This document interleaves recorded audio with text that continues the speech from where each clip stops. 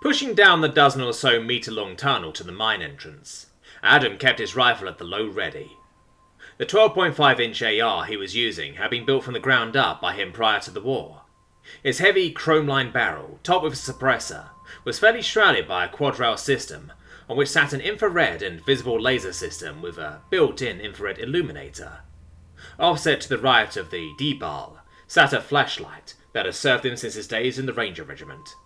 It was a dense thing by civilian standards, but did exactly what he wanted it to do. Namely, it had a 1.5-pound trigger, no serial number, and all the bells and whistles you could need in a firefight from a rifle.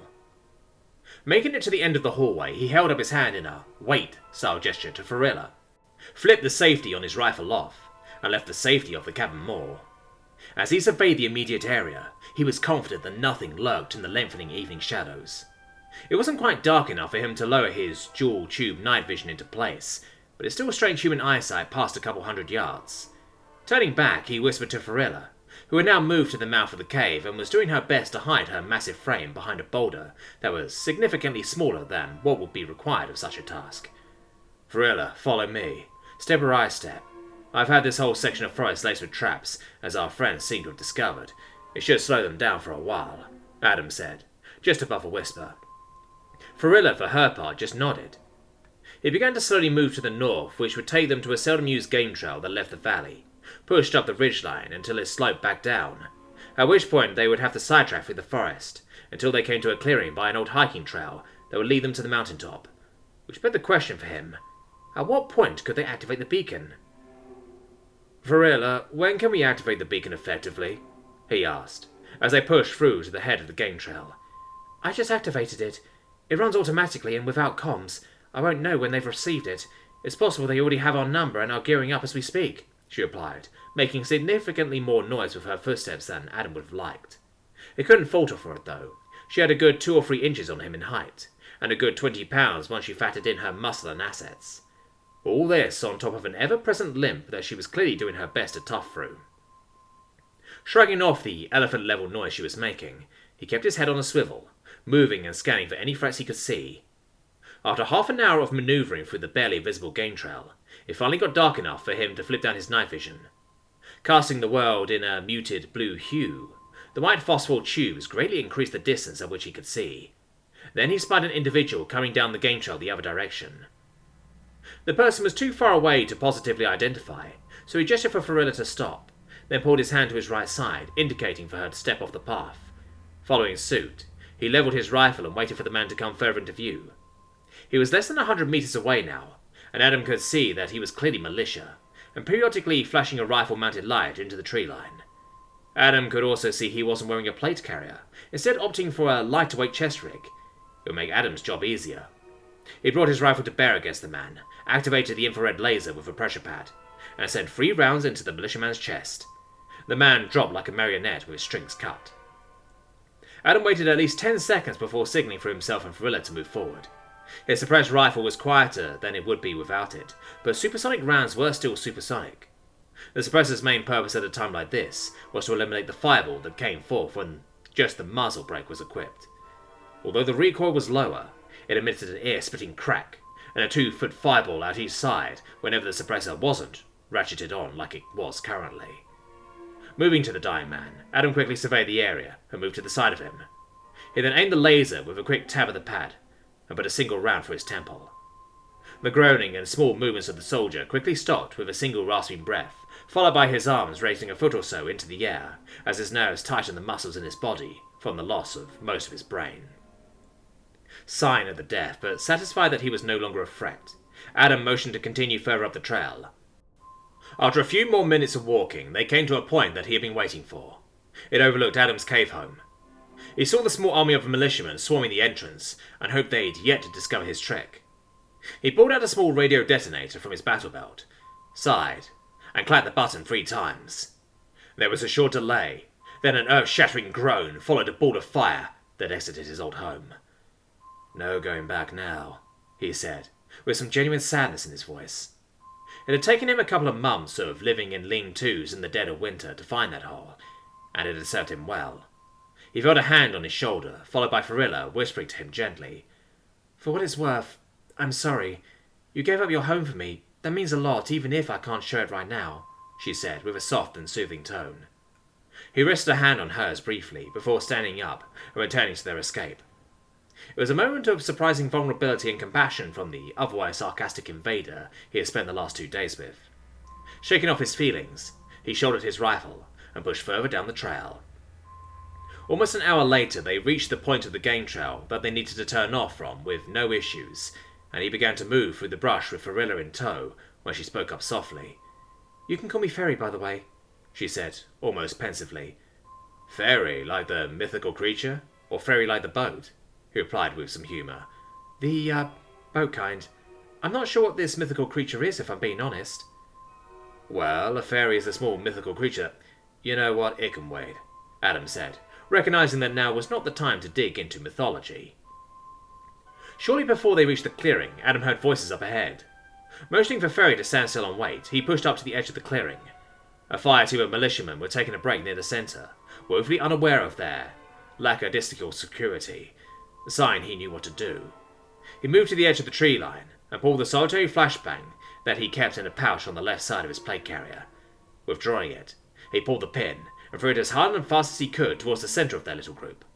He didn't need to be accurate. He just needed them to be unable to do anything long enough for him to get shots off on all of the men present. The timer on the flashbang wasn't as long as a normal grenade, and detonated within a second of making it into the group's middle.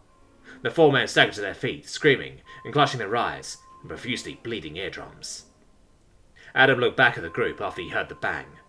Having looked away for the flash and wearing hearing protection, he was in a perfect position to catch them off guard. He leveled his rifle and activated the laser, sighting the first man. The first and second dropped in quick successions of 3 rounds to the chest. The third was laid out on the ground and clutched at his ears while screaming, and put a single round for his head. It was easy to do, mechanically speaking.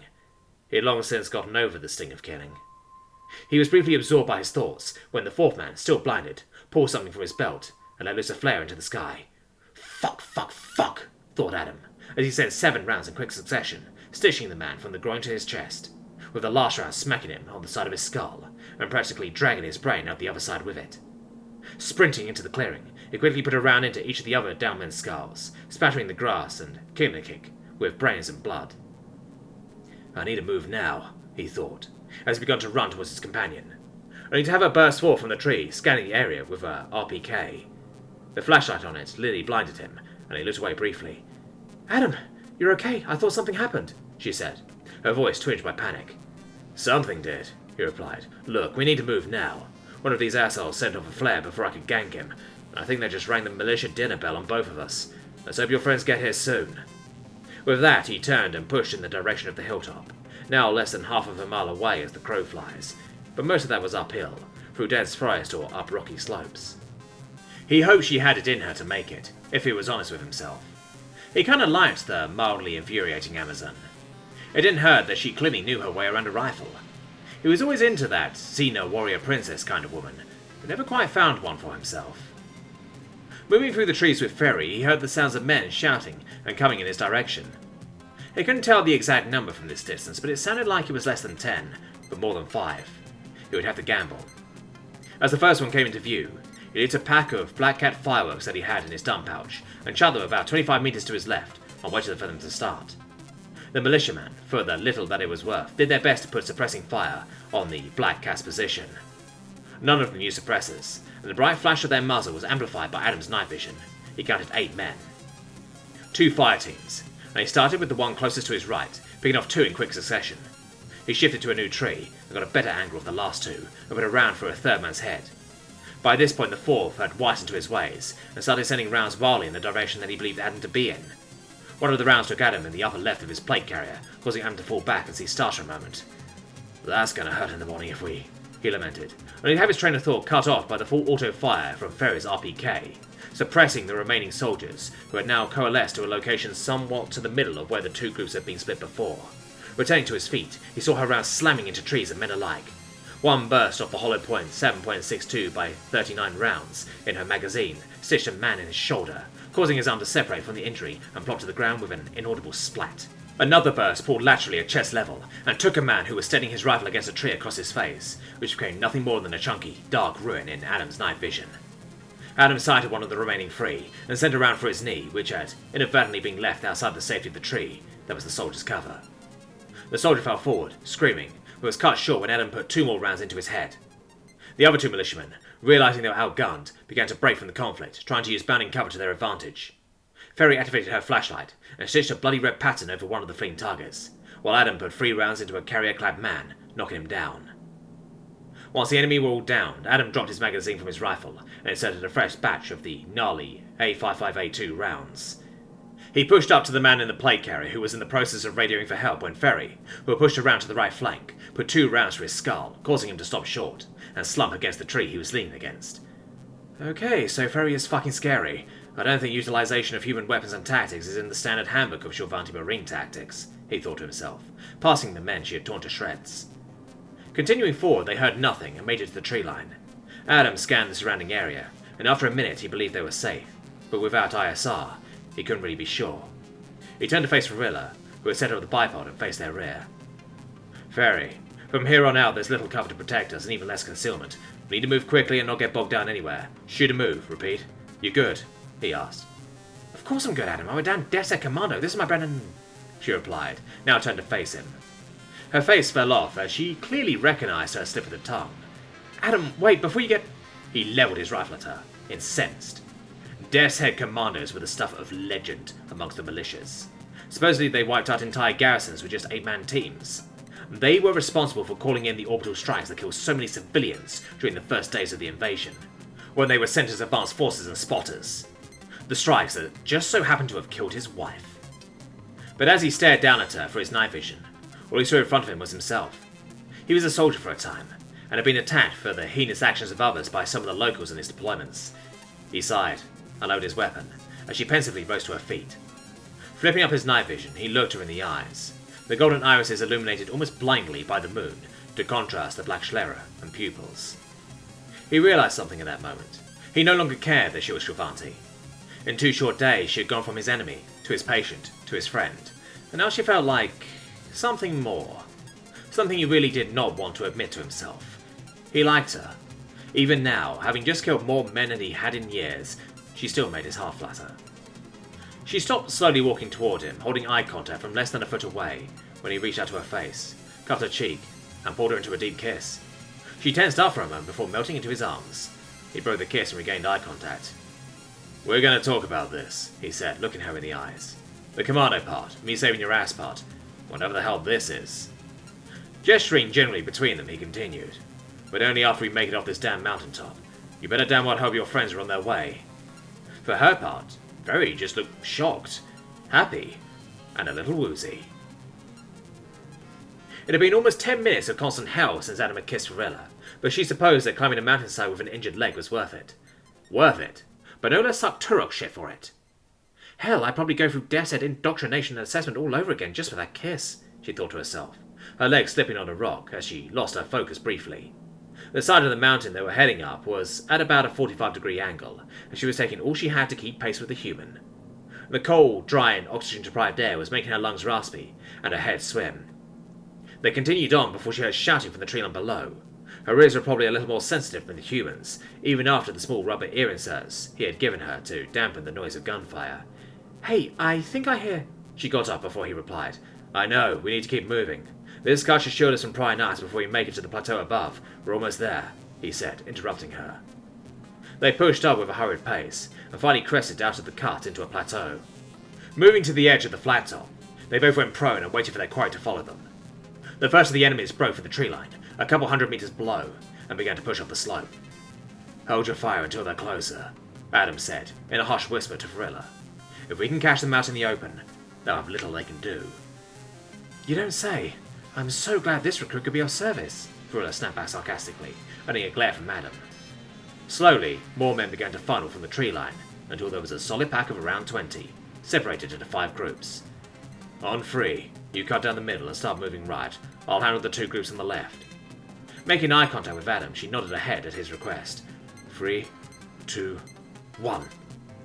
The 2 warriors opened up on the hillside as the militiamen pushed towards them. Varilla had to reload the RPK twice, while Adam unloaded more precise shots. The militiamen, or what was left of them, pushed the position. Farilla guessed that she had eliminated their leaders when she had cut down the 2 middle groups, who had started moving in a phalanx. Then she heard a sound that made her heart drop. With a crunch and a clang, Adam dropped from his knees to the ground, screaming with gritted teeth. She rushed to his side, thinking he was breathing his last breaths. One of his night vision tubes had a large gash in it, wiring and glass shards visible. The gash glanced upwards to where an oblong hole sat in his helmet. "Fuck all, that hurts," he managed with gritted teeth. "Get back over there, I can handle this," he said, as he began unclasping the chin strap of his helmet. She didn't want to, but she returned to her machine gun. She could only see 7 of the enemies left now, and cut them down one by one. Upon dispatching her third, her RPK jammed, and she fumbled, trying to fix the unfamiliar weapon. She hated to admit she should have paid more attention in enemy weapons training, but so was life. As she fumbled, a round ricocheted off a rock near her head. She realized she was about to die, only for the night sky to light from her right. She thought one of the men must have made it up the cut and pulled a pistol out, only to see Adam, now without his helmet, firing his rifle unsuppressed. The flames from the muzzle illuminated his face as he sent round after round down range, eliminating the remaining soldiers with a face that spoke only of rage and hatred. He would fit right in with Major Grimm and Classy when she returned to the pod. Lowering his rifle after cutting down the last 4 men, who had begun to rout at the intimidating muzzle flash and massive sound of his rifle, he seemed satisfied. Only to be tackled from the rear by a militia soldier who made it up the cut. He twisted as he fell, bringing him to face the soldier who had gone down with him. Drawing her pistol, she panicked. She doubted in her mentality and physically exhausted state she could make the shot without hurting Adam. Then something unexpected happened. With his rifle pinned to his chest by the soldier, he pulled an 8-inch knife from his belt, and holding it in a backwards grip, he plunged it 3 times into the soldier's side, where his plate carrier didn't cover. This shocked the soldier enough for Adam to twist his leg around his opponent, flip himself on top of the attacker, and sink his blade into the man's eye socket. Then he twisted, leveraged, and pulled the knife from the now dead soldier's face with a sickening crunch. It was brutal and efficient, and Farilla's stomach roiled slightly at the display. Adam climbed to his feet, blood dripping from the earlier wounds that she could now tell just grazed the top left side of his skull. He dropped a magazine and inserted a fresh one. "Ugh," he sighed. "Setting the last mag. What are you looking like?" "I'm at..." She paused, counting the 4 pouches left. "I've got 2 full and about half left in the rifle," she said, shocking herself to action. This man was far more terrifying than she initially gave him credit for. "Good, we're gonna need it," he said, leveling his rifle with one arm and pointing with his left. Over 2 dozen more men had emerged from the tree line. They did not have the ammunition for this. Adam lay down next to her, close enough for her to feel his body heat radiating. Together, they lined up their rifles, only for something unexpected but absolutely welcome to happen given their current situation. A screeching inferno crashed from the sky, followed by no less than 8 more. It vaporized the forest in front of them, along with the militiamen. The echoes of the Shilvanti orbital bombardment were still reverberating around the mountains and valleys when Adam stood to his feet, illuminated by the roiling inferno in front of him. He pointed at a small object that had small blinking lights and said, "I think that's your friends." Sure enough, the uniquely armoured and customized shuttle used by Farilla and her team came into view. It was black, with purple accents, and a set of stylized fangs drawn across the front of the shuttle. Farilla stood with Adam, watching it, as its modified and nearly silent engines carried it towards them, eventually J-hooking around to land on the plateau. "Easy, Adam, I'll handle this," she said, gesturing for him to remain calm, as the side door slid open, and out stepped a very familiar face for Farilla. "Ferry, it's good to see you alive. Why don't you introduce me to your friend?" said Major Grimena Paltori, looking nonplussed at Adam's presence. "This isn't going to go well, is it?" she thought.